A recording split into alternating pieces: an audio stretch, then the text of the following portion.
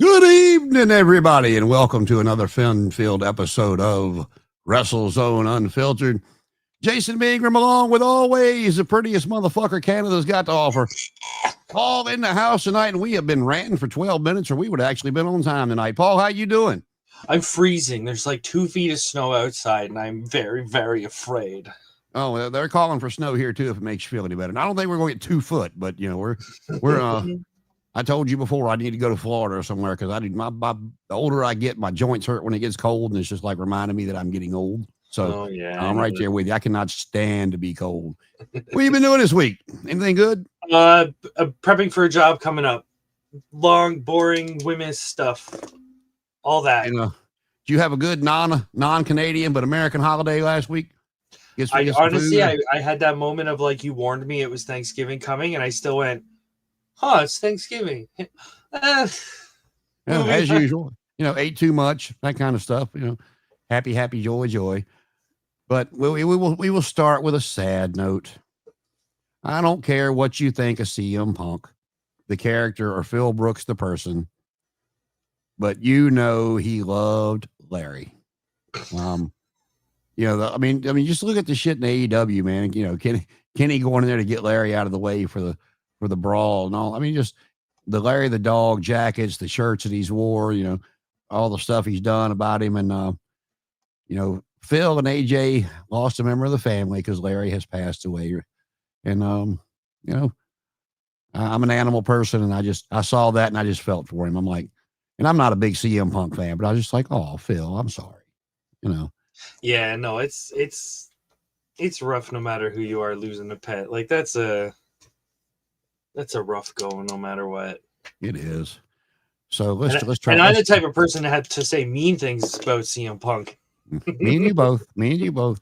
And just before we move on, I'm the type that if I hit a squirrel, I feel bad. When something runs out in the middle of the road, I feel bad. And thank God I've never hit a cat or a dog, because I would probably, even at this age now, probably cry for days if I killed somebody's cat or dog. Even though if they ran out in front of me and there was nothing I could do, it would still rip at my heartstrings for months. I can tell you that.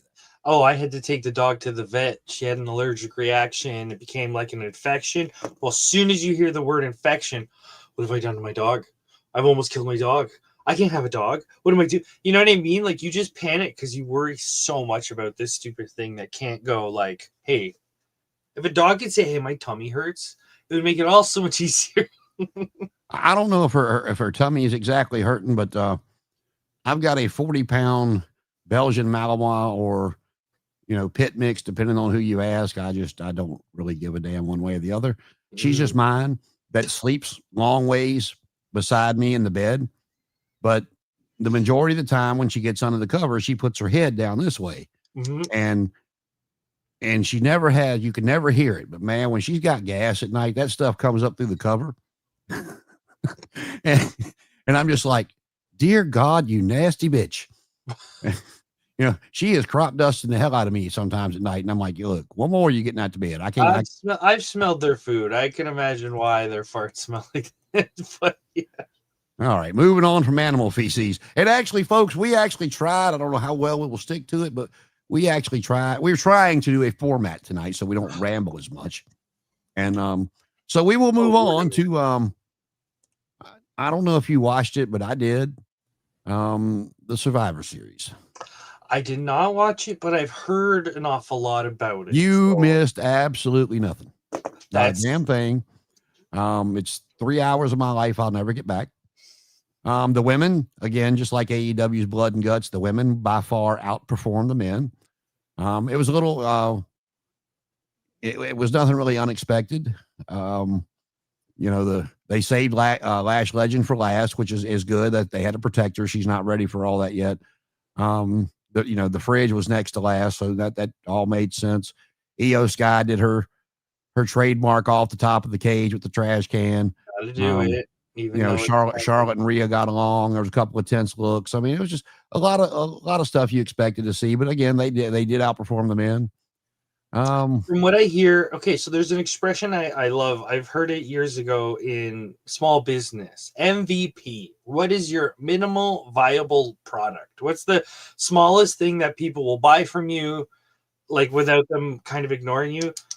I heard that Survivor Series was sort of a minimal viable product. You got what you thought you were going to get, but there wasn't any like, what did you see when? Whatever.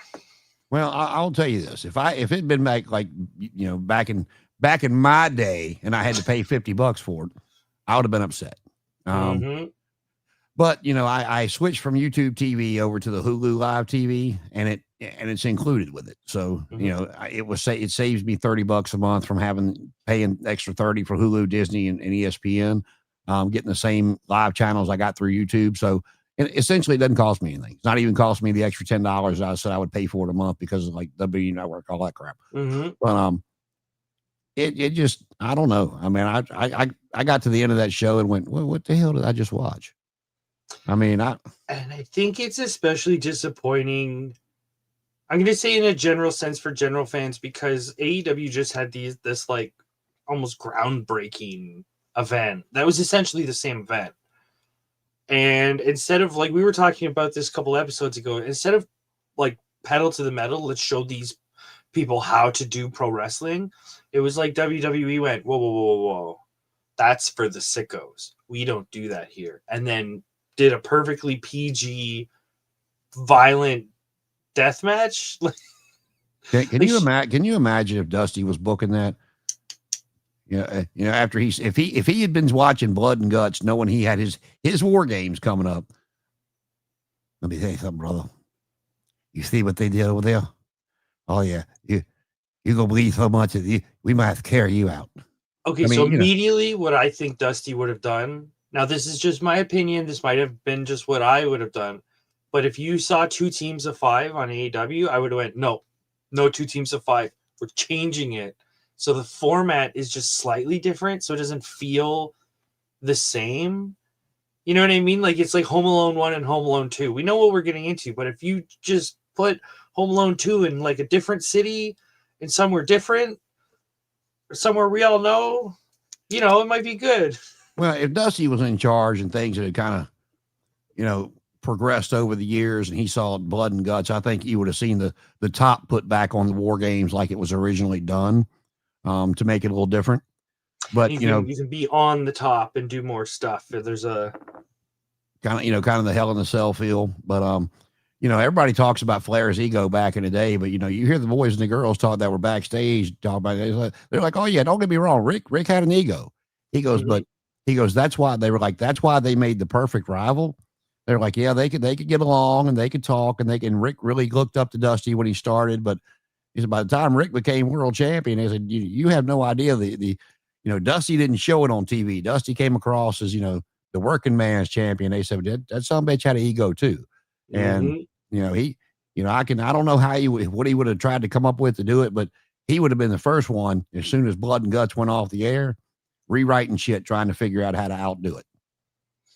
Looking at performers, if they didn't want to go as far as he wanted them to go, all right, on this week on TV, we're gonna write you out and we'll find you a replacement. We're gonna make this work, Daddy-O. I think another problem that was sort of highlighted from what I can tell of the event is the problem with the main event situation going on in WWE. It seems people are getting a bit, this. You know what I mean? Like, Roman's been around forever. A lot of these guys have been around for donkey's years. So I feel like there's kind of a small group in WWE going like, where are the new guys? Where are the like, whoa, this person, like even the Usos have been around for forever. Yeah, I mean, look, it took them 10 years to get on the main show of WrestleMania. They were on the pre-shows and stuff, but 10 years it took them to get on the main show. So who's this fella in NXT? I keep hearing so much about their champion. I keep hearing, is it Trick Williams or am I confusing him with a different? Oh no, Ricky Starks has the belt right now. Oh, okay. But you're talking about Obafemi. I might be confusing a couple different people, to be honest, but I hear so many good things about all these young talents that are in NXT. They're in their 20s and they're so athletic and they can jump around like bloody Kevin Knight, and they're nowhere to be seen. Like on these main cards, like they're not coming up. To use the example of Kevin Knight, He beat Darby Allin a couple weeks ago, who beat Jon Moxley. That I will tell you that one. I was like, that one surprised me. I mean, it was the right call because they built it up as Darby being injured and still feeling the effects of all the stuff he's been through the last couple of months. So they did it well. And then, but I was like, damn, they let him beat. Go ahead, Kevin. Kevin's been one of those guys for the last couple of years when he was in TNA, when he was doing the junior stuff in New Japan.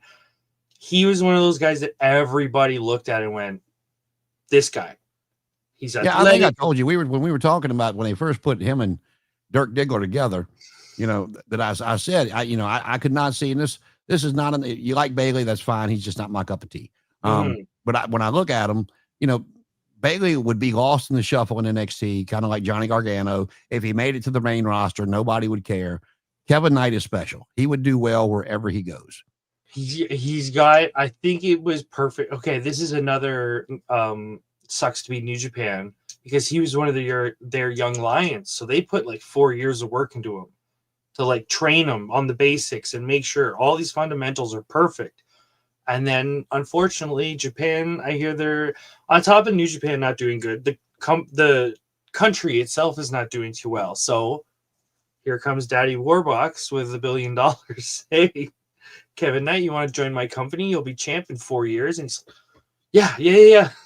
Yeah, you talk about the young guys. I don't know how old he is, but Obafemi is the one you're probably referring to. Mm-hmm. He's huge, and he is legit from like an African nation. I don't remember which one. You hear the accent when he's talking. Big dude, looks like $1 million.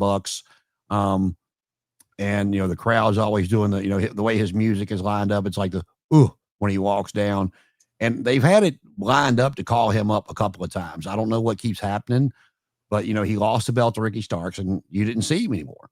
So we just assumed that he's because he's got that WWE look. If you know what I'm talking. He's twice the size of Ricky Starks, and Ricky Starks is in great shape. Always has been. But the airport test is what Vince used to use, and I hate to say it, but yeah, it works. It's true. So Ricky Starks, so he beat Oba for the belt, and it wasn't a decisive victory, if you will, if you know what I mean. But you didn't see Oba, and then last week or the week before, Oba come out, and Starks was out there with him, and he's like, you got one on over me before. He goes, and I appreciate you keeping the title warm, but Daddy's home now. I'm like, it was it was a good promo. I mean, I don't know where they found him. I don't know if he was a D1 athlete on an NIL deal. I mean, like I say, he looks great. They brought him out. I want to say it was 2 years ago that he won that what the hell do they call it? Newcomer tournament, whatever they called it in NXT. That's the first time I saw Carmelo Hayes, and I knew he was going to be good, but they're burying him here lately.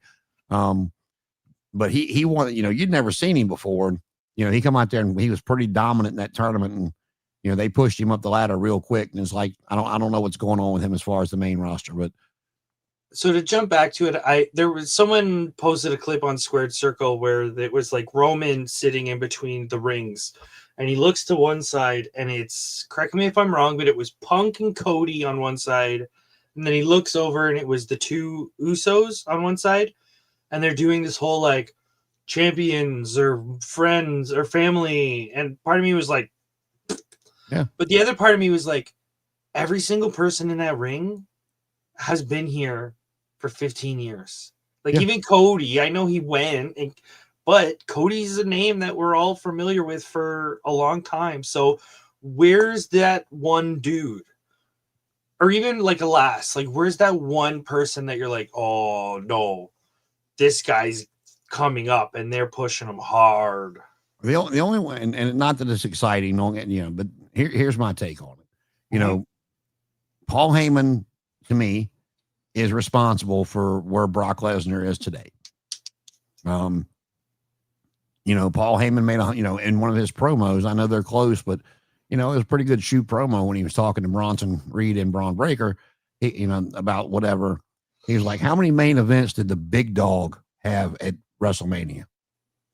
How many main events did the tribal chief have after the wise man came along?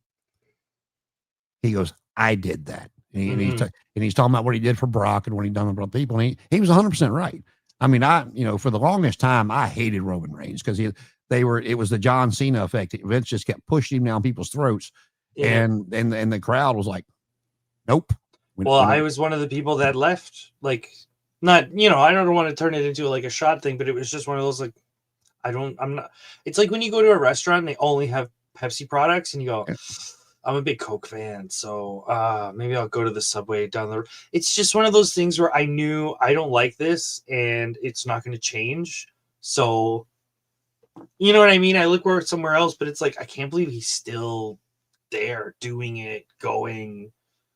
Well, I will say one thing we talked about before is like, they've done well with Charlotte Flair and this Alexa Bliss tag team, but like her and Roman are kind of on the same, they built them up so much that, I'm glad they found something to do with Charlotte Flair that didn't make you go, why isn't she challenging for the title? Or make you go, she's challenging for the title again. Well, what else do you do with her?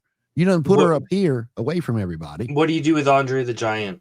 You know what I mean? There's only so much you can do if you're treating him up here and you're only, see, this is the one thing I'm like, they need to have less one-on-one matches, because then they can have these people on losing sides more. You know what I mean? It's like, well, it's, I don't know, that might just be amusing, but there's certain things that would still work and certain things that wouldn't. But, when Andre, even when he was under contract with the WWF, they would still send him around all the territories. Mm-hmm. And what did they do with him? They had a battle royal, and they let I don't know if you say let Andre win. Who the hell was going to throw him out? But, and it sold out every time he went to a territory. If I remember correctly, it was battle royals and handicap matches where they'd have like 3 people versus Andre, and he would just throw them around. Mm-hmm. It was a big laugh, but people wanted to see Andre. Like, it worked. Yeah. So, I mean, just to finish off Survivor Series, because trying to get that one out of my head. Nikki Bella against Stephanie McCool. Thank God Stephanie won, because it's the WWE, and I they like those big names, like that. And Nikki's got a name, and she, she looks good for her age. Don't get me wrong. I mean, but I think just from years of watching it, that I might not be able to do it better than she does, but I think I could come damn close. You know what's worse is I have my dislike of Roman, the character, but there's like a weird dislike of Nikki Bella, because it's like, you were the epitome of you were the face of a division at its absolute worst. Mm-hmm. When it was like that Divas era, and that's all they. Yep. But to me, you're the icon of that era, so I'll take Roman over her. But if she's coming back to put over talent, then I got nothing to say against. No, I mean, if that's what she wants to do, but okay, it's Nikki Bella. It's not, let's just say, Bryan Danielson coming back to put over her talent. I mean, you beat Nikki Bella. I mean, what does it mean? I mean, she ain't wrestled in 10 years. But it's I don't want to be contradictory, but it's like Stephanie McCool beating her is good, because now I can say, well, you put over a new, younger talent. You know what I mean? You're sending somebody up the card. I know Nikki Bella is not really the biggest name, but in the Fed she is. Well, I mean, Stephanie made her look good. I mean, she took her, Rack Attack 2.0 or T-Move F5, whatever you want to call it. And, she was close to the ropes. She didn't even get her foot over the rope. She just stuck it up underneath it. And of course, the referee had to break the count, and Nikki's doing her Nikki thing. It was a 3. But, anyway, Stephanie did the devil's kiss and kind of gave me some tinglings in my low ones when I was watching that one. But, and then when I went on to get the win, and then we got to, to me, I mean, it's storytelling at its finest for this one, simply because I do see what people have seen and talked about with Dominic Mysterio, and we got the return of Liv Morgan, and I thought that was just absolutely amazing. If you go back and watch that little clip, she comes out and smacks the shit out of Dominic and turns around and smiles and jumps into Cena's arms. And what she did was the exact same thing Cena did to Cody at WrestleMania. Like she's smiling at John and jumps in his arms.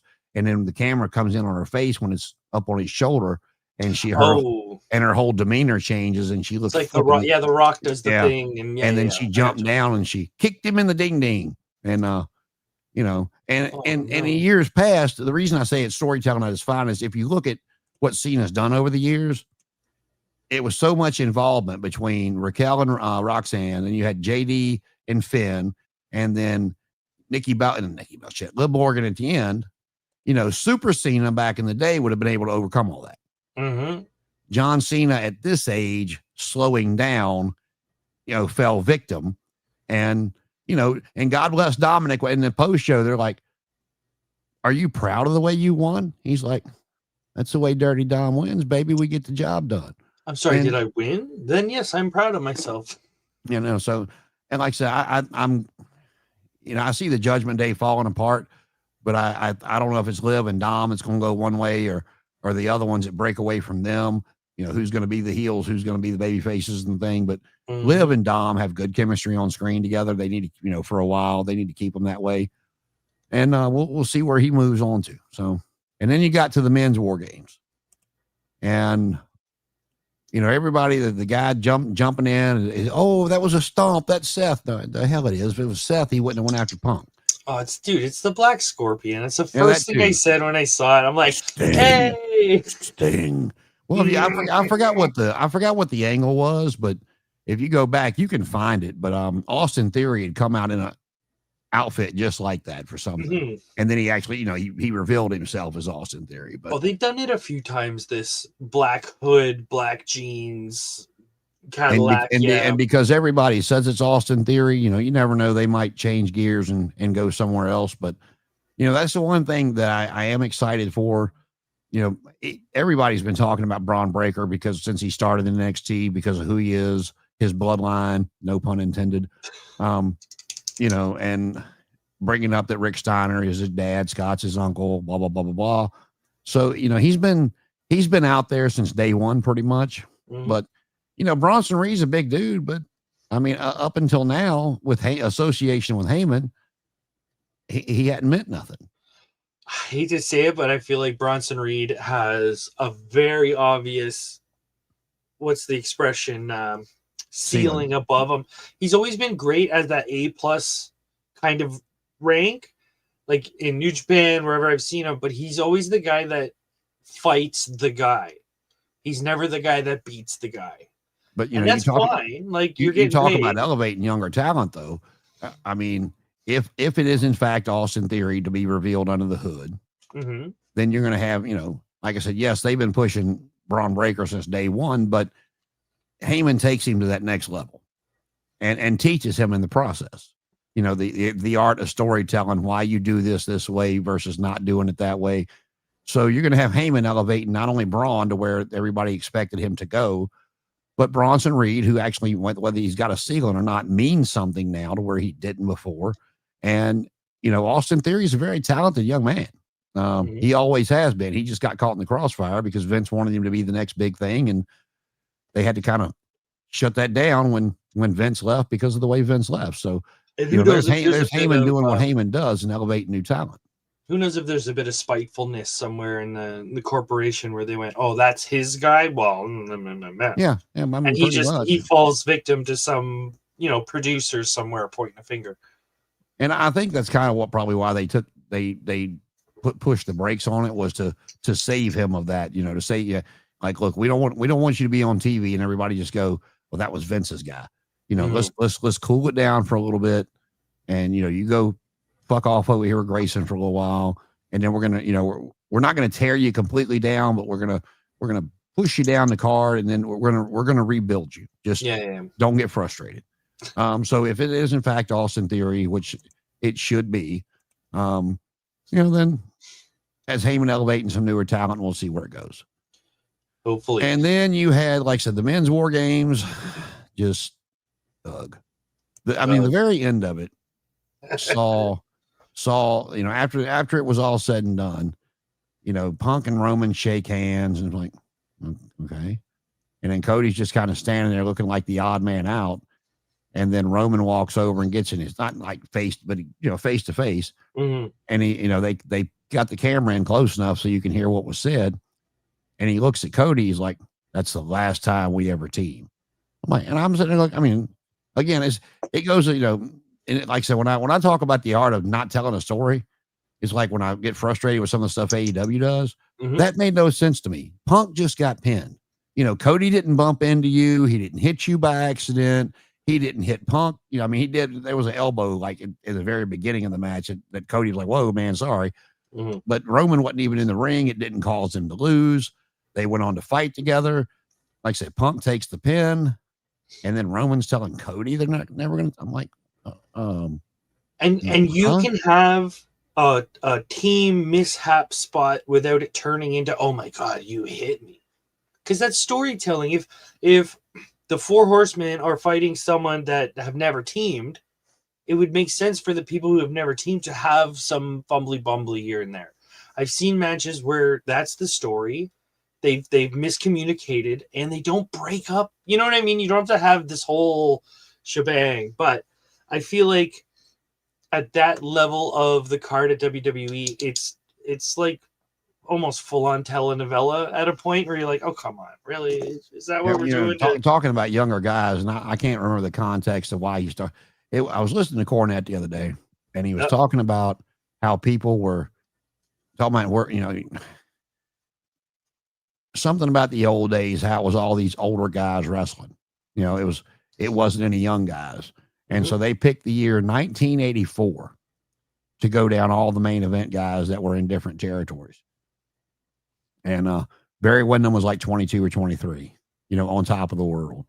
And a couple of years later, he would be in the Horsemen. The Road Warriors, who were already together. One was 25, one was 24. Tommy Rich, who felt like he had been around for, since the earth cooled by 1984, was 29 years old. The Rock and Roll Express, both in their 20s. So, the Midnight Express, all of them in their 20s, except for Dennis Connery was 30 at that time. Especially back then, it's not an old man's game. Like, it's better now. Like, you have guys that are in their 50s that can do it. But in the 80s, your bodies can't. Like, we know this because we've heard all the stories of people passing young. So it's like, I could see, well, I know it's funny because when you look at some of those guys, they age, like they look older than they were. So you look at Arn Anderson and go, oh, he's in his 50s. It's like, no, man, he's 29 years old. And you're like, he's what? Yeah, he was born at 35. So, he's been paying mortgages since he was 14 years old. That's just so. But, like, is it because it's more of an old man game now? Like people like AJ can perform for longer. Like, even Kenny Omega, his style, he's still around-ish, you know what I mean?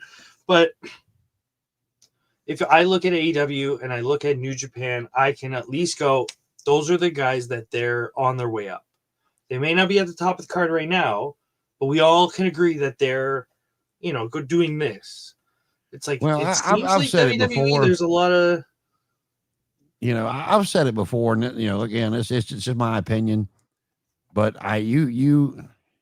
it's like the old conversation of people like, who's going to be the next Rock? Who's going to be the next Stone Cold? Who's going to be the next Ric Flair? Mm-hmm. Nobody. They're scripting it. They're not letting these guys go out there and just go, hey, talk about, we're at Madison Square Garden tomorrow night. You're wrestling Miro, Rusev, whatever. Mm-hmm. And this is why you guys are going at it. Go hit all that. They're not letting those guys and girls go out there and get those emotions involved to where people get behind them. It's who they like backstage versus who the fans like. And the ultimate analogy to use is like, okay, this is more for my opinion, is WWE is the Marvel movies where they may, like they're going through the motions, but it may not give you that heartstring pull that, small independent movies will give you. Like WWE will never be like Dogma. You know what I mean? Like they'll never have that small heartstring emotional kind of thing because it's too big now at this point. We have to hit, where's this hero? Where's this hero? Where it's like, was it Infinity War where they had everybody and it felt like for 20 minutes they were just going, well, we have to have the Lady Iron Man show up. Well, we have to have the you know what I mean? It's like, oh guys, you don't have to have this. We can just skip through this Well, part. I forgot. It's been past probably 5-10 years, whatever it's been. But Flair showed up for the first time in a while, and it's funny listening to him talk about it. He said somebody come walking up and handed him a script, and he's like, "What the fuck is this?" Well, that's what he's like. They're like, "That's what you're going to say." He goes, "I'm 60 whatever years old." He goes, "If you think I can memorize that, you done lost your damn mind. And even if I could, I wouldn't. I know what I'm going to say." And what's funny is Ric Flair is known as one of the best promos ever. And yours, you know what I mean? It's like you're knocking out the wind of your own talent for some sort of mechanism. But that's one of those, at some point you got to throw your hands up and go, let them. Well, when they first started doing it, one of the, everybody always talks about back in the day, how did Shawn Michaels get away with what he got away with? Because Vince would have fired anybody else for it. And one of the stories I've heard Triple H tell, he said they got there for a DX. It was after Michaels came back. It wasn't like early. He said, Shawn's changed. He's changed a lot, but Shawn's still in there. He goes, if you poke that right button, Shawn's still in there. And he said that they got the TV, and Vince handed him these 2 scripts, and he's like, "What are these?" He goes, "That's what you and Shawn are going to say." And he said, "You want to be the one to give it to him?" He's like, "No, just take it. Y'all go over it." Triple H, he said, "I just looked at him and went, okay." And he said he went and handed it to Shawn. Shawn's like, "What the hell is this?" He goes, "The old man gave me a script for us." He goes, "Come on." He said, "All right." And he said Triple H he followed Shawn to Vince's office, and Shawn balled up his and threw it on his desk and grabbed Hunter's and balled it up and threw it on his desk. He goes, "We got this." And turn around, walk back out. Triple H, he goes, "I'm just sitting there looking at Vince going, There's a great, so to a great story that I think works for this. Lord of the Rings, there's a scene where Buddy's going to get stabbed, and he's on top of the tower, and Peter Jackson goes, "All right, friend, you're going to get stabbed, and you're going to go, ah." But the guy playing Saruman is, I feel bad for forgetting his name, but he's been an actor since the 1930s. Like, he's been around for donkey's years. And he goes, "Do you know what happens when someone gets stabbed in the lungs?" And they're like, "No." And he goes on this whole like diatribe of like, "Well, I was in the war and I've stabbed people, and this is what they do. They don't yell, they gasp, and blah, blah, blah, blah." Anyway, the point is, that's one of those moments you go, I think you know what you're doing. I'll just let you do whatever you want to do. And you back away. They obviously know more than you in this moment. Let them have that. Yep. So that's WWE in the War Games, and blah. Cena's last match is the next thing coming up. Paul was telling me before we went on the air that he's heard it's going to kick off the show, and people are pissed off about it. I haven't seen it yet, but I can completely see that. I don't even know what else is on the show that I wouldn't want, as a performer, I would not want to follow that, because it's John Cena's last match. Whether you like him or not, he is an icon in the business, and he will be remembered after others are long gone and forgotten about. I think the problem with this is they've booked it as like, remember Ric Flair's last match? That was the name of the event. That's how they're booking John Cena's last match, which I think is sort of a disservice. Going back to Tanahashi, his retirement match is just on a card.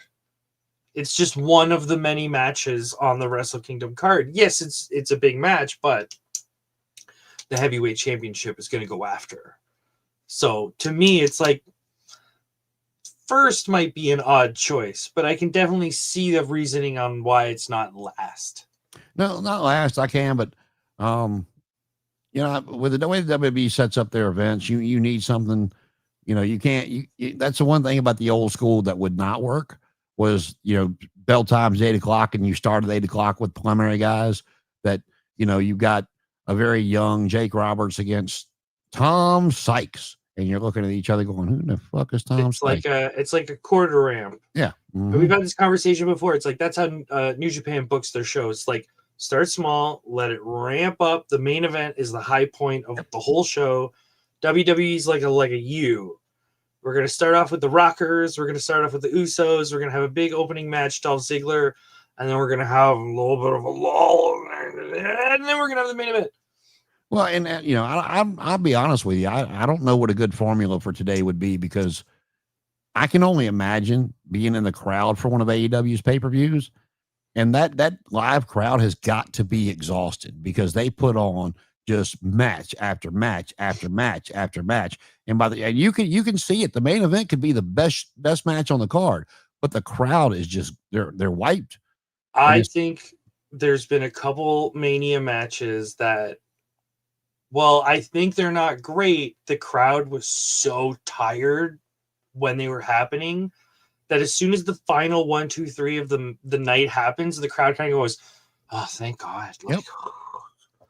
and they Well, all start and heading towards one the of the doors. things they used to do that would still work to me is if you go back and watch the early WrestleManias, they still did an intermission. Mm-hmm. But the people watching at home had no idea that's what was going on because you still had the video packages. You had Gorilla and Bobby and Alfred Hayes and whoever, pick one, Jesse Ventura I think talking. if you in that intermission, if you sat and watched the screen, that's probably what was playing the whole time. Interviews and Yeah. backstage and But it gave the people a chance to get up, stretch their legs. And, if you just saw, I mean, pick one, Steamboat and Savage, you're on a high from that match. And you can't expect the crowd to, then you bring out whoever to stay in that zone for that match without giving them a break. And like that is my only, I think AEW puts on great pay-per-views, but like I said, I feel bad for the live audience because they have got to be not only the 5.5 to 6 hour events that go on, but I mean, damn, it's really match after match after match that these guys and girls are going out there and tearing the fucking house down. it's all And high energy matches. yep. There's no, all right, we're gonna let this one. There's no people hated this match at the time, but it was what's his name? Cody's buddy, QT Marshall versus Paul White. And everyone's like, what is this? What is this doing here? But it was a 5-minute silly bollocks match, and everyone went, If you don't want to "Oh, I watch get it, it." if you don't want to watch it, go use the bathroom, go get you a beer, go get you a But t-shirt, whatever the you want main to do. event coming after was like going to be like a hyper violent, long main event. So it's like, no, it's like when you're watching a horror movie and they stop to laugh at a fart joke for 30 seconds. It's just giving you that like levity. We can calm down and then we can ramp back up at the end. Yeah, moving on something I am actually excited about coming. I think it was January 15th. It's January something right there in the middle. TNA has a new TV deal with AMC, and everybody, if you got any type of cable, live TV, whatever, you get AMC. So a lot more eyes coming on TNA, and I'm excited. I mean, some of the guys, the guys and girls that's left WWE is no longer there. They're getting a fresh coat of paint, as you might say. And I mean, I used to watch TNA religiously.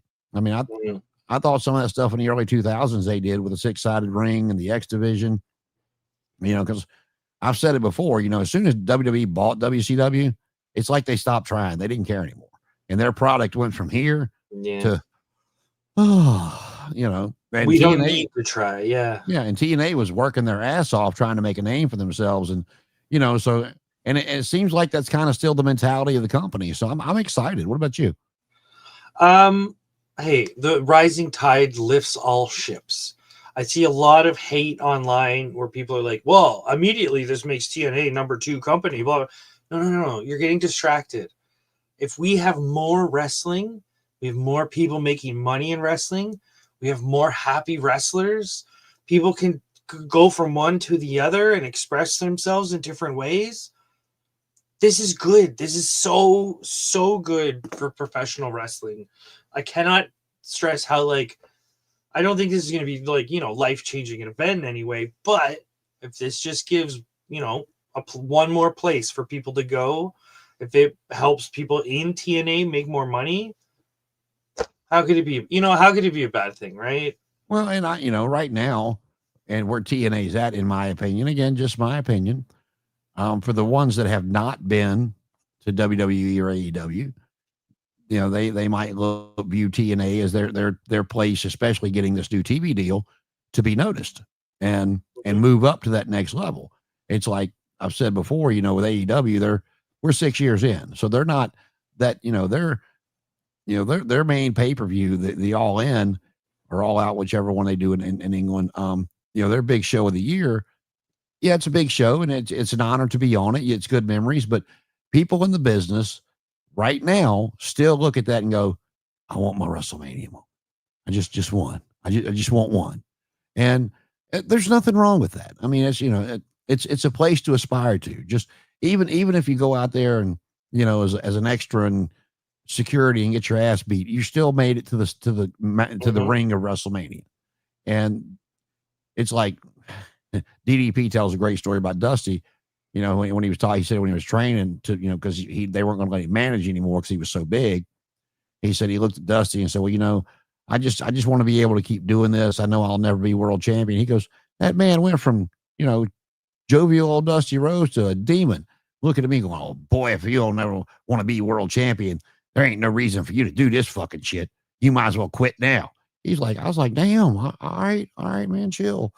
But, so again, and AJ says he does want to have one final match in TNA. So, I agree with you. Now, I don't care if you think they're second, I don't care if you think they're third, but if anybody in TNA feels that they are the number 2 company in the world, you should feel, you poke your chest out and feel your company's up. My comment was more directed at fans. If wrestlers want to feel this way, that's completely. Well, my thing is you're now getting a platform to go prove it.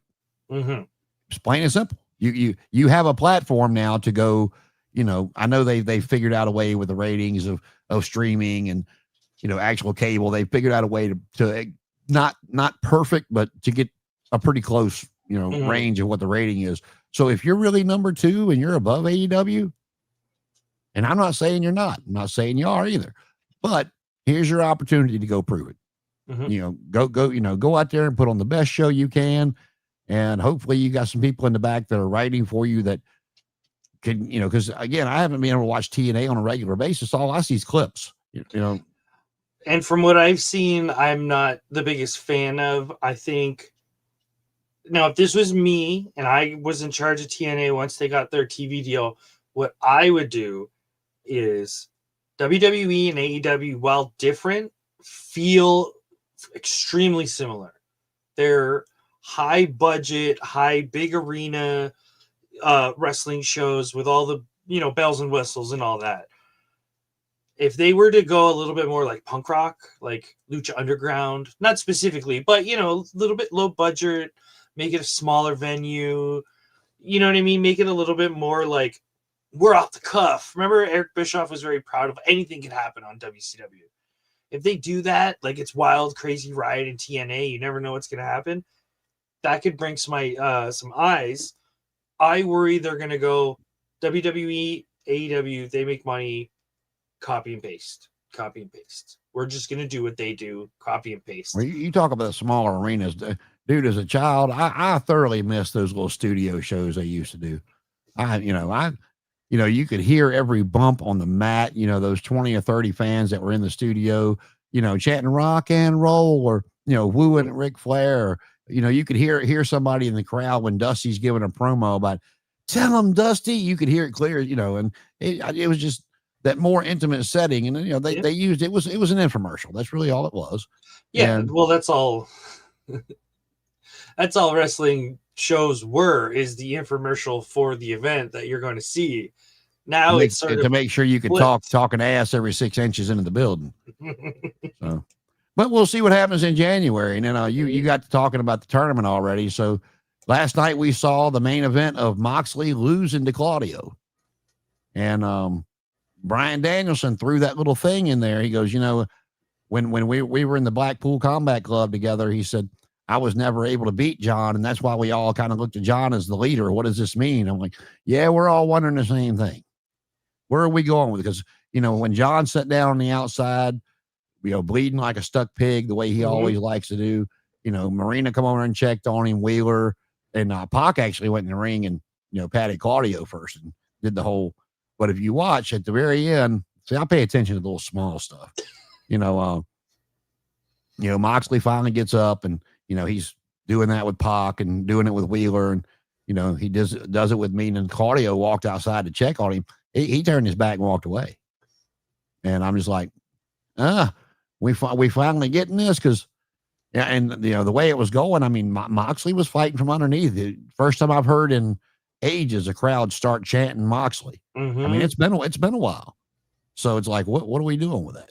I think he put on such a good match with Masquerada Dorada that some of the fans are like, oh, oh crap, he is actually really good at this.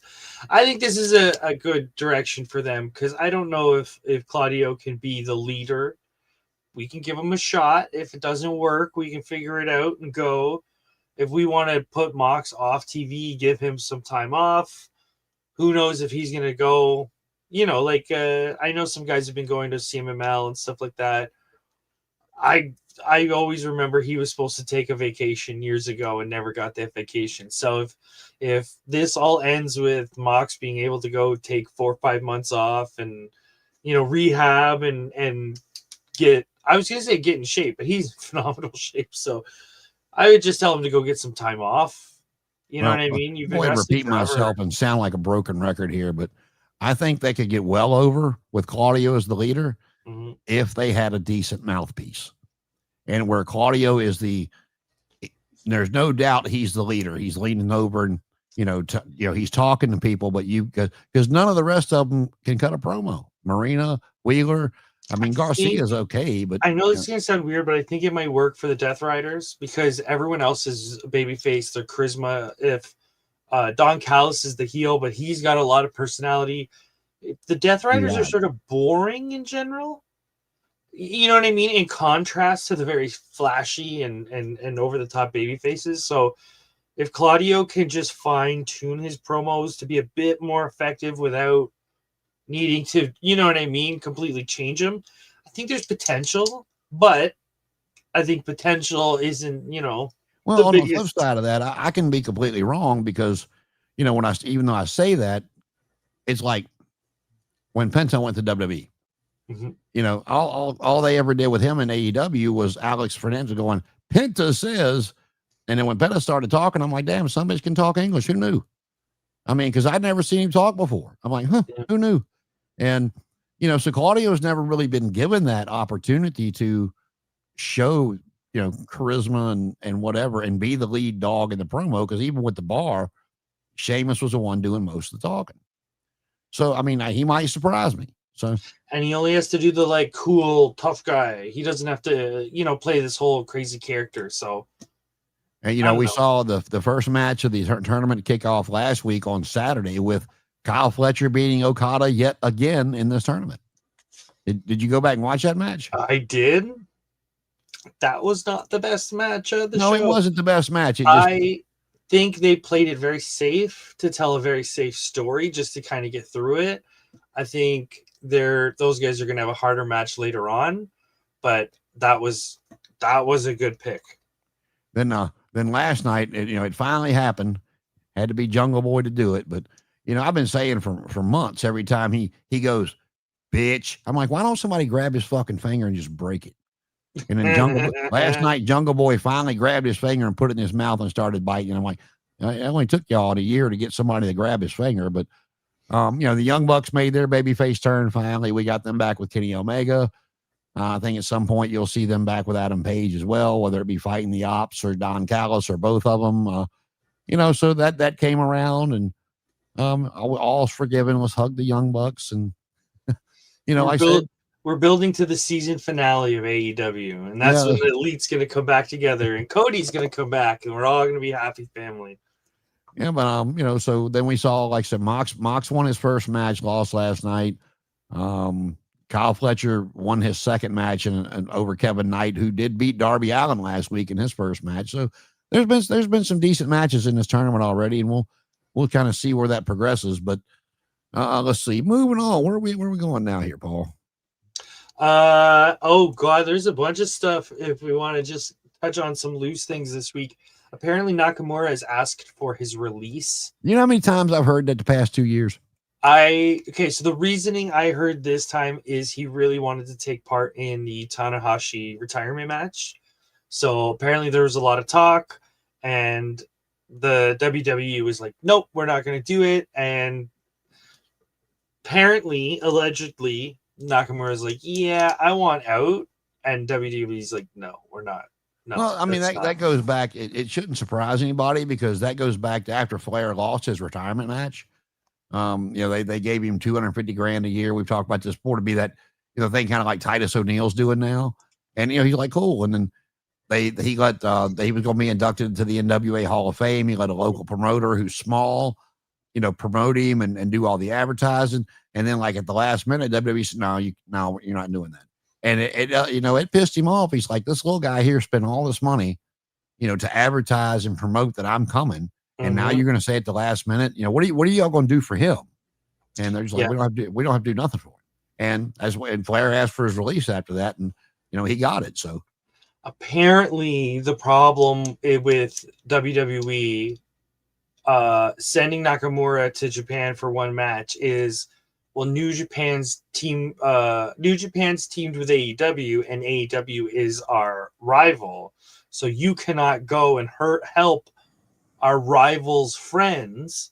But to me, I see that as backwards, because it's like, you should be presenting yourself as, we respect wrestling culture, we respect wrestling heritage. So as we are the forefathers of professional wrestling, whatever you want to, we'll let our guys go to you know what I mean? Then we can say, oh, look how good we are. They would have never done that. Well, I don't know. It was a few weeks back. I forgot which. It wasn't Nick Khan, but it was somebody from TKO, somebody higher up, doing an interview saying that he had told Nick Khan and Triple H both that they needed to come up with new concepts because WrestleMania and all this other stuff was created by Vince 40 years ago, and they needed to move into the future. And I'm sitting there going, are you trying to kill the company? What are you doing, man? Okay, so this is where my wrestling is sports logic kicks in. Would you ever cancel the Super Bowl? I'm glad you said that's kind of where I was going, because right? I mean, I don't know how many Super Bowls we're at. I don't know what this year is going to be, but I mean, there's not a lot of difference year wise between WrestleMania and Super Bowl. Early 60s, late 50s is when they started counting the Super Bowls. Maybe earlier. I'm Canadian, so my perception of the NFL is a bit weird. I'm not going to look when they started it, but I do want to see what number this will be. First Super Bowl. Super Bowl 1. Like 69, I think. It's telling me the score. January 15th, 1967. So that actually might be a really good analogy, because a lot of the modern pro wrestling companies. Yeah, this is actually 60. This will be Super Bowl 60. So they got almost 20 years. Okay, so here I'll do you one. Vince didn't like the numbers on WrestleMania because he thought it made it feel old. WrestleMania 40, this is old. The grandfather of them all, he didn't like that. It's old, it's outdated. So that's why it's just WrestleMania now. There's no X7 or whatever. I think that was a bad Vince idea, and they should undo that. Because I thought they did, because they've been putting numbers on it the last couple of years. Okay, fair. That might have just been me not paying attention, but I feel like the numbers thing makes it sound better. This thing's been going on forever. Like I said, it's no longer just WrestleMania, 1 through whatever you can call a wrestling event, but they've turned into events. It's a happening. However you want to word it. It's a happening. It's more than just going to watch a wrestling match. It's where the celebrities like to be seen, and it's not a show, it's an event. I can understand. It's like going to Vegas. You know what I mean? It's a whole feel. Shit, they were in Vegas, weren't they? They're in Vegas again this year. They were supposed to go. Damn, I forgot where they New Orleans is where they had originally announced it for, and then like 2 months later they come back and Vegas had offered them more money, kind of like the whole John Cena last match. It was originally supposed to be in Boston, and then DC coming through all this money at them to move it there. So I mean, then they could absolutely burn some bridges doing that shit too. Oh yeah. You throw the wrong gear out of whack and all the fans get confused and they don't know what's happening anymore. And yeah, you could kill an event by changing, like WrestleMania. Everyone knows WrestleMania. It's WrestleMania moments. You know what I Well, mean? I'm It's not all talking about just built. like I'm not talking about like with the fans. I'm talking about Mhm. like a city that offer that has to Oh, bid on gotcha. that kind of Yeah, stuff. yeah, yeah, You yeah. know, I mean, it's still WrestleMania. It's still going to bring a shitload of people in. I love it for the independent people that can actually book stuff around there and make money off the big old corporate giant. Mhm. um, but it's just I don't know. I don't know where the TKO stuff's headed. I thought it was a bad idea to begin with. Um, in theory, it makes sense to have them and the UFC owned by the same people, but you know, the UFC is essentially cockfighting. It doesn't take a brain surgeon to figure out how to run a cockfighting ring. And Well, it's I would say it's more of a sport, so it's easier to look at the numbers and go, okay, these guys have to fight, blah blah blah. But with wrestling, it's more like movies where you can't just go bing bang boom, easy. Like the NFL, oh, the teams have to play. They all fill in. That seems simpler than, oh, but is Dallas feuding with Washington and is you know what I mean? Like I don't think that company can do that sort of same creative. I know UFC has stories in a WWE sense, but I don't think they translate. I don't think they meet perfectly.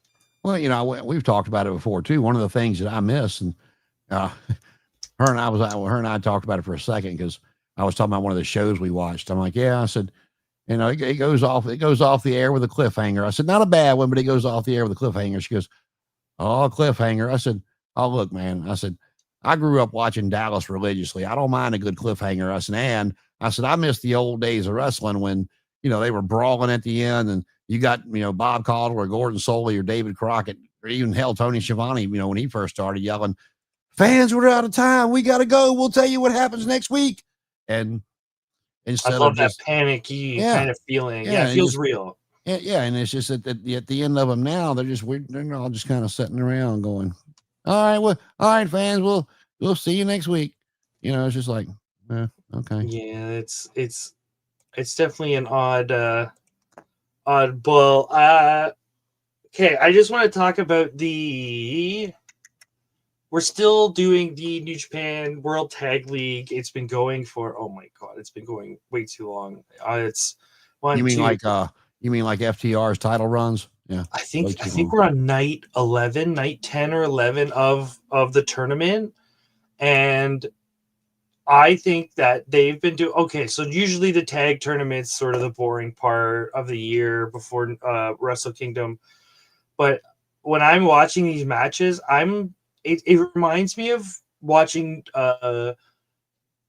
what was it? There was a very specific period in the Attitude Era where it was like Jim Ross was mentioning the ages of everybody, and he's going, "Look at Billy Gunn. Billy Gunn's 26. Look at this guy. This guy's 19." And they were selling young talent being this high up on the roster. And I want to say that New Japan has been forced to do that, but I feel like they're doing a very good job of saying, look at all these young studs coming in. So even the guys that shouldn't have any like attention on them are getting a lot of attention. And it's so much fun as a fan to go, they're pushing the 26-year-old. You know what I mean? They're Yeah, that finding was people Jim Ross's immature thing on when they the were younger. Look at this 24-year-old from Boston, Massachusetts. He's definitely a blue chipper. So when you got guys like right now, Gabe Kidd and Yoda Suji are the kind of leaders in the pack. Gabe Kidd's under 30, I think. He's super young. There's a bit of Willie stay, Willie leave. But Yoda Suji's like their bad analogy. Yoda Suji's sort of like their Randy Orton. We got this young guy. He's doing really good. We don't want to push him up too fast because look at what happened to Randy. But it's like chipping at the bit. You know what I mean? It's exciting because you get to see these young guys almost there, and I find that kind of exhilarating. I don't know. I don't really see it in a lot of other companies, but that's the only real big news coming out of Japan right now. Well, see that makes me sad because you say it's the boring part before before they get to Wrestle Kingdom. I'm like, and I'll equate it. This is not a knock on the women by any stretch of the imagination, but back in the day, we've talked about this before, where tag team wrestling would main event a super show. Now, granted, people did want to see the world title match, but it was not going to be anywhere the caliber of that tag team main event. So what they would do, they would put the world title right in the middle. So the fans got the tag team match at the end.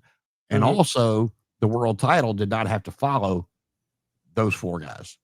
And the reason I say I'm not knocking the women is, back in the day, in those days, the women were like a midget match. It was a filler. Nobody cared. They were lady wrestlers. The way they said it was demeaning. It was really like, because it was like divas, but worse. Lady wrestler. And where I'm going with that is, when something's booked right and to make people care, and you've got the caliber athletes to go do it, you can, that's what pushed and elevated the women to start main event and stuff. And, so you can't tell me that they can't find somebody that knows how the hell to book tag team wrestling. And I wouldn't say, like, there's a difference between the match quality. The match qualities are fantastic. They're really pulling off some great stuff. A lot of people are kind of gelling. What I mean by that is New Japan loves the one-on-ones. That's the highest regard. If you have a one-on-one match, that's the most pure form of wrestling. So they have all the one-on-ones for Wrestle Kingdom sort of selected already. Like, it's in January. Actually, it's 1 month away. So right now they're doing lower card tag team. We're just moving the gears until Wrestle Kingdom. But if you like tag team wrestling, there's a few. I want to say Gabe Kidd and Yota Tsuji are gelling, but Shingo Takagi and Drilla Maloney are a pair that when you look at them, you go, no, those two shouldn't be together. It's damaging for Fritz. Everyone else is going to get hurt. They're two big, tough, thick lads that side by side you go, yeah, I'm going to get my ass kicked tonight. This is going to be a bad one. And I love that feel. And I've heard, I'd never thought about it this way till I started thinking about it. I'd heard somebody talk about how bad Vince hated tag teams. And it was not nothing against the performers, but his thing was, why the hell do I need to pay 4 when I can pay 2? And so my brain starts working backwards.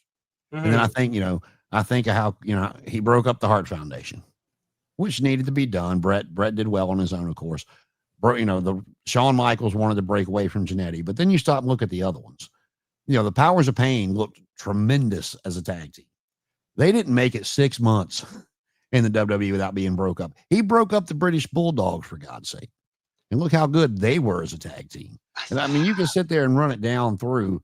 But the only ones I can't think of off the top of my head that he didn't break up the Moondogs because they were from his dad's era. They just kind of carry over. But I mean, look at all the under Vince's tutelage, all the just thrown together tag teams that won the tag title. Shawn and Diesel, Shawn and Steve Austin, Triple H and Chris Jericho, because they got thrown together or whatever. And he and I'm like, yeah, okay, that makes sense.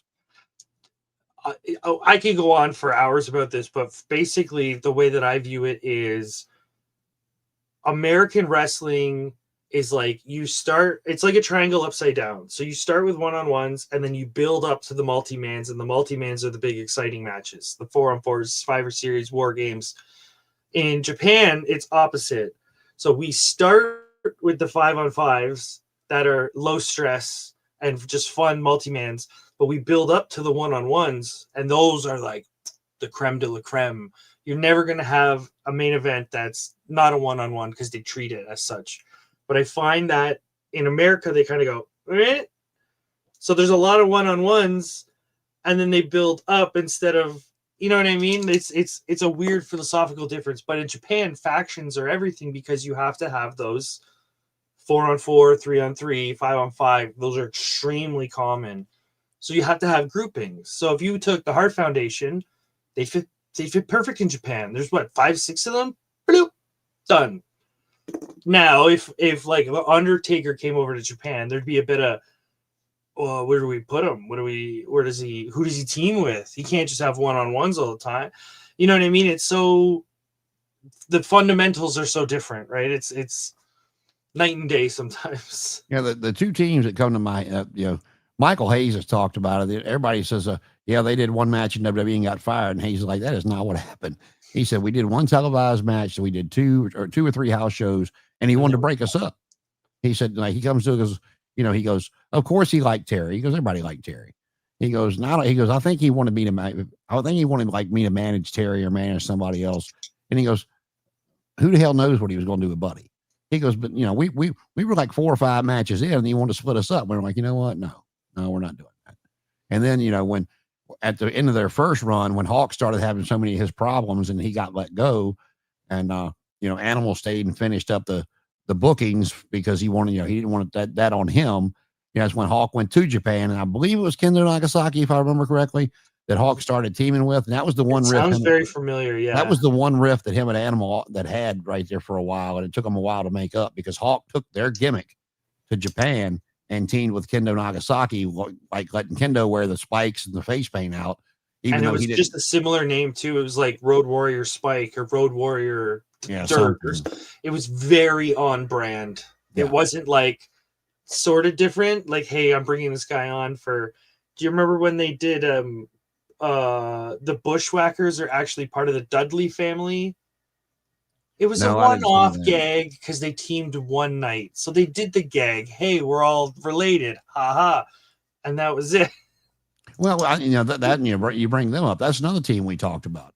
I was used to, the NWA. I was used to the Sheep Herders having blood feuds, with the Fantastics, the Rock and Roll Express. Pick a babyface tag team. They're out there just, they're blading them. They're biting them. They're, and then they come to the WWF going, what the hell is that? So I don't know. And anyway, today in pro wrestling history, I don't see if you know who the hell this guy is, because I don't. Uh-oh. Sylvester Terkay. I remember the name now. 55 years old. He's out there with Elijah Burke. So I'm assuming that was somebody that he might have managed for. Oh my God. I want to say I remember this. They came out in like matching tracksuits or something. Yeah. Very obscure. Very obscure. 37 years ago today on Superstars of Wrestling, the Brother Love show added fuel to one of the era's most heated rivalries when Brother Love welcomed Randy Savage and Elizabeth, stirring the pot by bringing up Bad News Brown's accusations that Savage was hiding behind President Jack Tunney and his valet's skirt. Macho Man grabbed Brother Love, fired back, declaring Bad News would get his title shot, and that insulting Elizabeth, the manager of the Mega Powers, was something he would never, ever forget. And just like that, the Bad News Brown versus Randy Savage feud was officially underway. Eric Thompson, better known as Victor of the Ascension, is 45 today. God, that was a horrible tag team. Brooke Adams, wife of Frankie Kazarian, and no, that's Tracy Brooks. Brooke Adams, she was Miss Tessmacher, yeah. She's 41 today. Still hot. 15 years ago, King Curtis Iakea died at the age of 73. That was a hell of a character. Was that the Prince Iakea? He was big in WCW 2000. No. King Curtis Iakea. He was the one. You remember when Sullivan was doing the Dungeon of Doom in WCW? Oh, he was the big lad. Sullivan, my son. Yeah, him. Yeah, that one. Let's see. 34 years ago today. God, I thought that most of the stuff, I'm like, damn, it was that long ago. This one actually seems longer. One of wrestling's most iconic betrayals took place on the barbershop when Shawn Michaels turned on Marty Jannetty. Sorry, what happened? 34 years ago when Shawn Michaels kicked Jannetty through the glass of the barbershop. I don't think that's what happened. Am I misremembering? I thought that Marty Jannetty was a coward and he tried to jump through the window. Yeah, he tried to jump through the window. He was trying to get away from Shawn. That's the importance of commentators, is that phrasing of that coward Jannetty tried to run away will never be like lived down, because Bobby Heenan, beautiful man.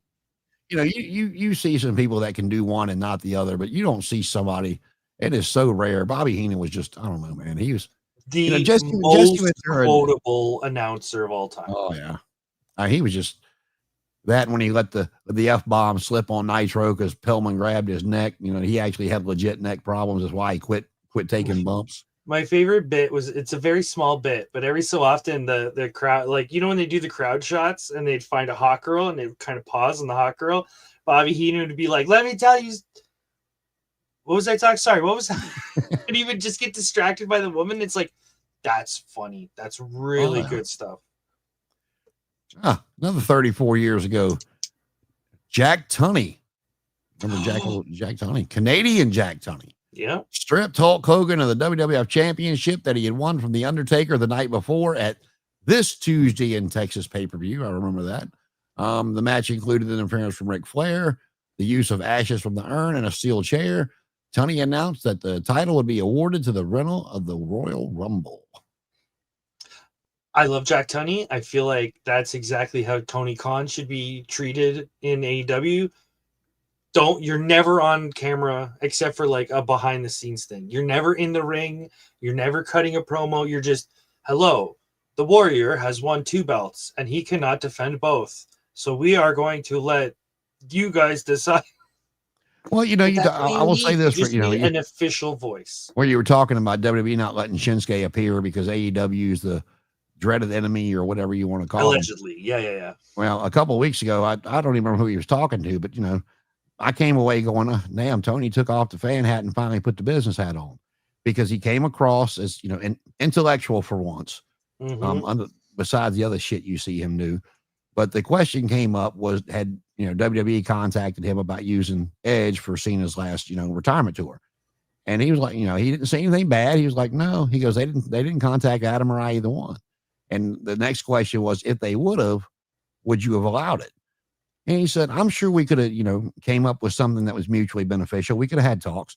It was, you know, even 2 years ago, he'd be like, fuck them. They ain't using my talent. But, you know, he was very, it's a retirement tour. So you don't have to argue who wins or who loses.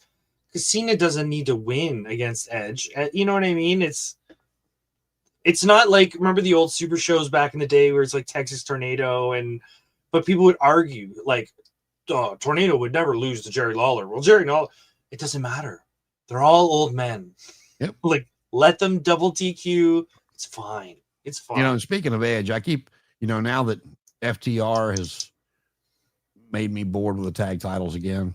I mean, you know, I scratched my head with Bandito and Brody King, but at least it was interesting to watch. You know, it's like, I love a big guy, little guy, Stan Oliver, Bulk and Skull.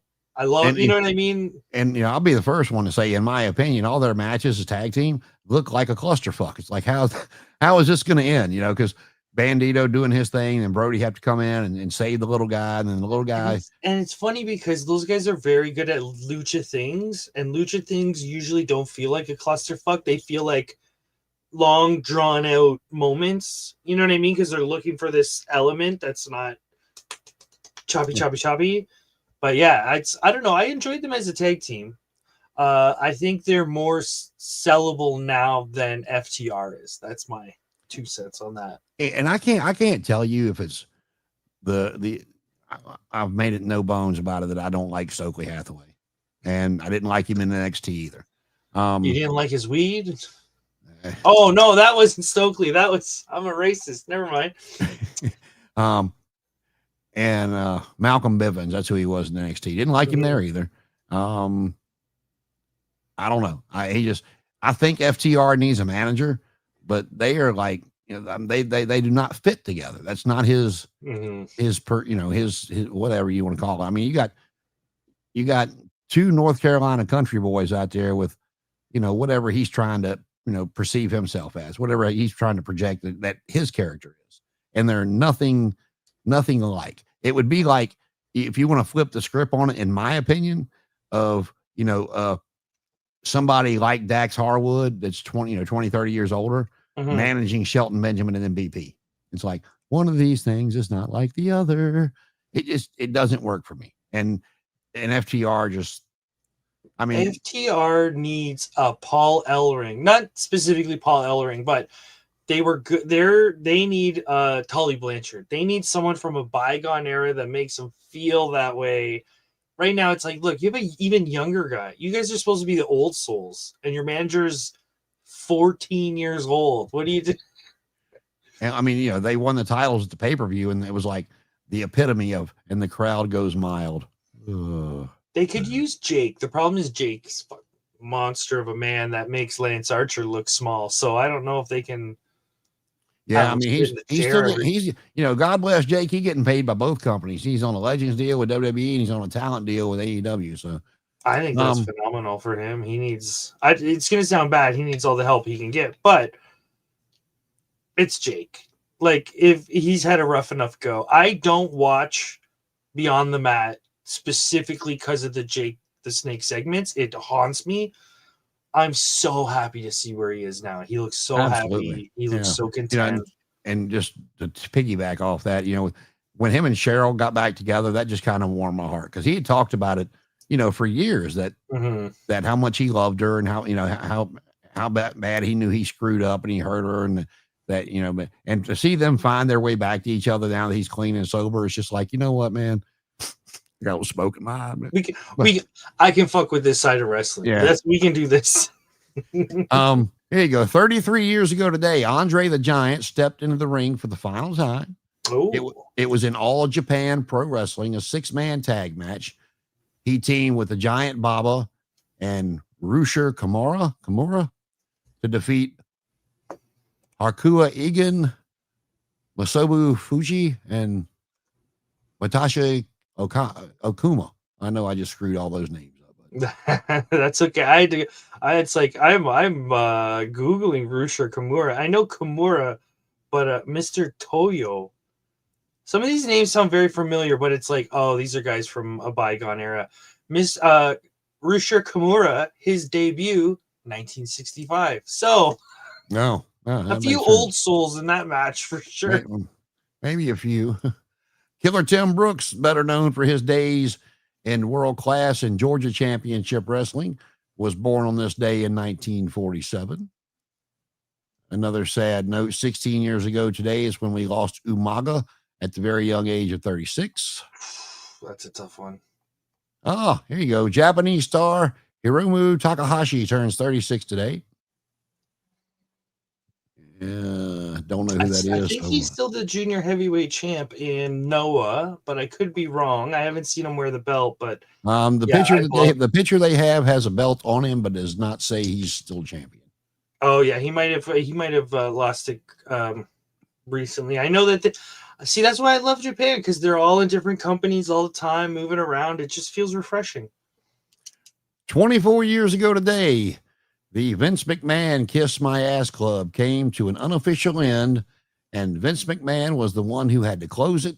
When on SmackDown, The Rock forced Mr. McMahon to kiss Rikishi's massive posterior, giving Vince a taste of his own infamous humiliation tactic, bringing an end to one of the strangest gimmicks ever on TV. Did you ever hear Terry Funk's idea on how to end it? No, I did not. So the idea was Vince was like, quote unquote, punishing people. So he's like, well, I want to get Terry Funk to kiss my ass. And Terry Funk's like, you put that anywhere near me and I'm going to bite a chunk out of it. And apparently Vince went, would that be good TV? And everyone kind of paused for a moment because they thought this is stupid. But Vince is like, yeah, but if he bites me and I bleed from my ass, is that good TV? And it's like, the legend is only that Vince stopped and thought about it. And Terry Funk's like, dude, this is stupid. I'm not like, the only way I'll do it is if I bite you, but I'm not doing it. He's well, like, there's only one. I do, and reading that, I do remember that when it happened, because Vince that's lost. how you end it. Because now Vince is, you know what I mean? It's backfired on him. Well, I mean, I don't remember if it was a match or something, but I knew Vince lost or did something, or his person lost, and he was going to have to kiss the Rock's ass. And Rock's like, no, you're not kissing the people's ass.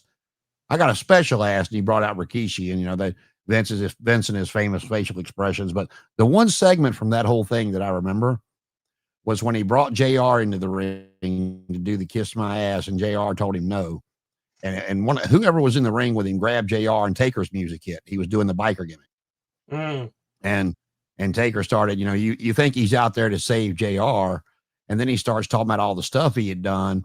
And he goes, so needless to say, nobody's kissed his ass more than I have. And then he, turned around with that look. So are you saying you're better than I am? And, Taker wound up being the one to put his JR's face in Vince's ass. And so remember, you didn't see that coming. Remember, WWE doesn't punish its employees. That was the one thing I never got with Vince, man. It was always like we talked about with Goldberg wanting to put Bobby Eaton over in Alabama, and Bobby having to be the one going, man, no, you're undefeated. They're pushing you up. Well, it's not taped. Well, it's not on TV. Somebody will get a video of this, Bill. Go out there and do what got you do. I've had my time in the sun. I'm good. But Vince had always, and it's been talked about for years, that everybody's hometown, he wanted to embarrass them in their hometown for whatever reason. Here's something close to you. 13 years ago today, the legendary Hart family mansion in Calgary, Alberta, was officially declared a heritage site by the city's mayor. The iconic home, famous for its dungeon training room where countless wrestling stars were molded, remains one of the most important landmarks in Canadian and pro wrestling history. There's only one story I want to tell, because I think a lot of the Harts have negative stories to be told. There was a story, I think I read it in Stu Hart's book. The kids always told this. This was a big, like a myth not a myth because it really happened, but it's like folklore. Apparently, they had a new young priest. I'm not familiar with the Catholic Church. The father, the guy with the white, those guys. Apparently, there was a new one come into town, and he took a liking to some of the younger children. Now, Stu had heard this, and apparently there was no evidence. It was all, hearsay. Wink. So Stu thought, you're new members of the community. Why don't you come to my house? We'll show you the family. And the priest came. Oh, yeah, I would love to meet everyone. Oh, would you like to meet where I train my sons? Oh, yeah.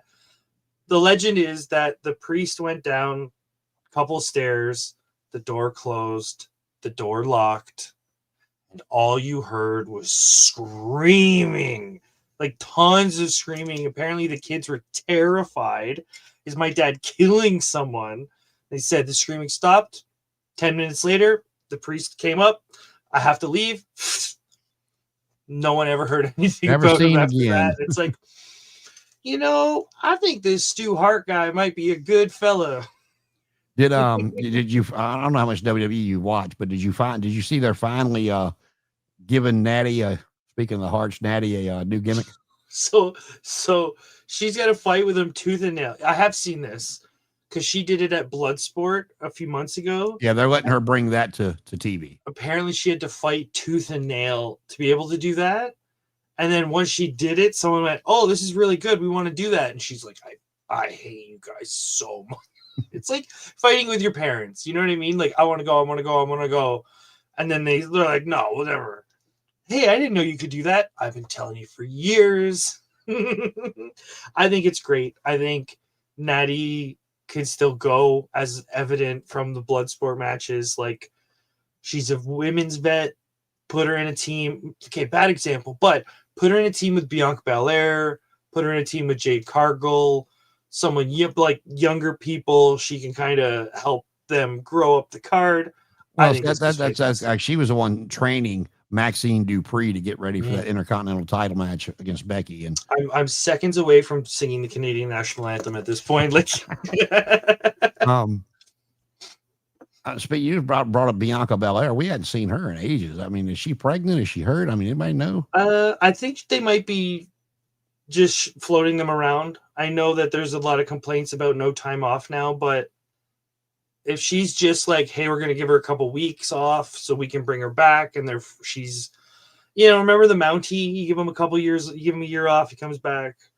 I think they might just be cycling through. I mean, the last time she did something on TV when they were doing, I don't remember what it was. She didn't wrestle, but I think the last time she wrestled was either Mania or right after. She'd been gone for a while. Oh wow, that would have been a long time. Yeah.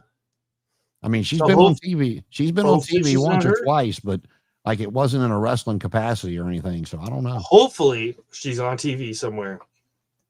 Because that's always a good reason for time Speaking of off. TV, Seth Rollins was back on Good Morning Football today, so I got my fill of Seth this morning. Like I say, I don't particularly care for his on air character, but he's got a future in media. The guy's good on that kind of stuff. I 100% agree. He's always been a great talker. He's a perfect person to send to news companies to chat them up. Well, he's also, if anybody doesn't know, he's a huge football fan, and he's a lifelong adamant Chicago Bear fan. So that, he's got the emotional intensity talking about stuff, and it's like some of the stuff they were talking about Aaron Rodgers Day with the Pittsburgh game last week, and some trivia, because that was Aaron Rodgers thing while he was in Green Bay, that he owned the Bears, and the Bears had more than one owner because he owned them. And they were showing some of, like, when they were talking about Aaron Rodgers, some of Seth's facial expressions, and they had a trivia question up there. They were each doing a trivia question. We'll get off topic for a second, but when they got there, whatever the question was about some, who was the last person to do this, and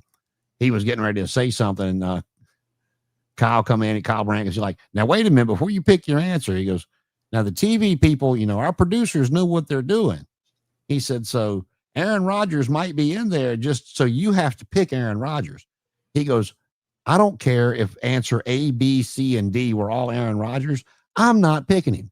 I don't care if I'm right or wrong. I am not saying that man's name. I'm not picking him. I mean, he's great on that. The last one in history today, 9 years ago, AJ Styles defeated Dean Ambrose in a brutal TLC match at the TLC pay-per-view to retain the WWE Championship. And that is all for today in pro wrestling history. So 3 foot of snow on the ground. You doing any squats out there in that good cold weather? I have not, but I built a little ramp in my backyard because I go tomorrow. I start my snowboard certification, and that's like 8 hours of being on a snowboard, being on a hill. So I'm hoping that my 800 squats will come in handy. It's all lower body. It really is a sucker. If you're not doing anything anytime soon, it'll be good for your cardio and everything else. I mean, it's still training one way or the other, nonetheless. You got any shows or appearances? You got any shows or appearances coming? Not until the new year. Oh, okay. So, you got any of your videos? You said you were going to try to send me a video for us. I'm still waiting for the show to be posted. I don't want to keep bugging the. Oh no! I know that's a thing. We're trying to put you over, brother. I know. I have to do one of those. Whatchamacallit? One of those like video packages where it's like, here's me hitting all the moves, blah blah blah blah. Oh yeah.